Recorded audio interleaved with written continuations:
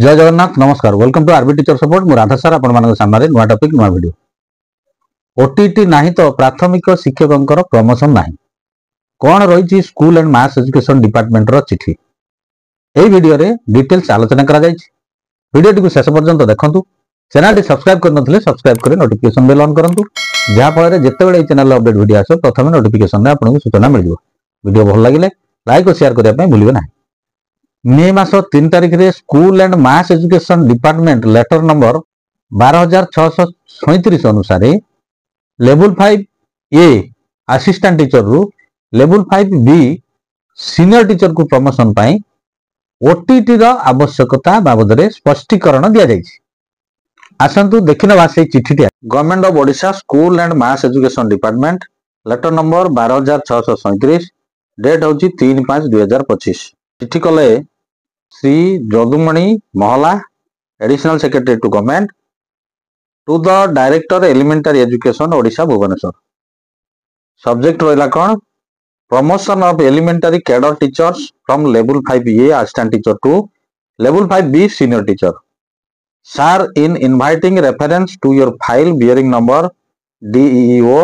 006/2025 on the subject cited above I am directed to inform you that the government, after careful consideration, have been pleased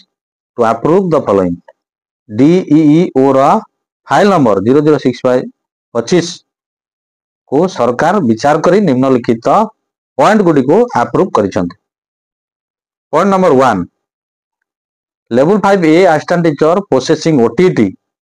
shall be allowed for promotion to level 5B senior teacher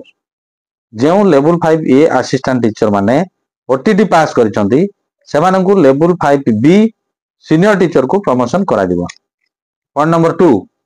level 5A assistant teacher who have not qualified OTT so far even though they have been appointed prior to 11/2/2011 shall not be considered for immediate promotion. However, such cases may be kept in sealed cover till disposal of writ appeal number 1344/2024 pending before the Honorable High Court. जो level 5A assistant teacher OTT पास करनांदी सेमानंकु level 5B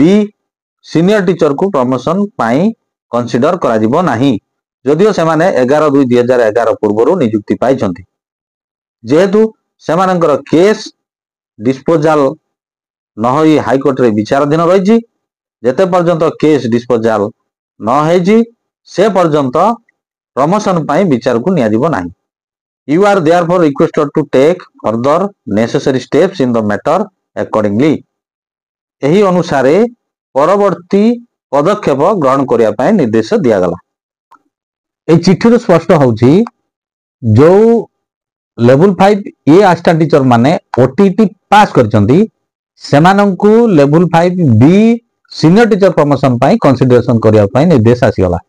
किंतु जो माने OTT पास करि नाहंती सेमानंकु consideration को निया गला नाही जदियो सेमाने 11/2/2011 पूर्व नियुक्ति पाइछंती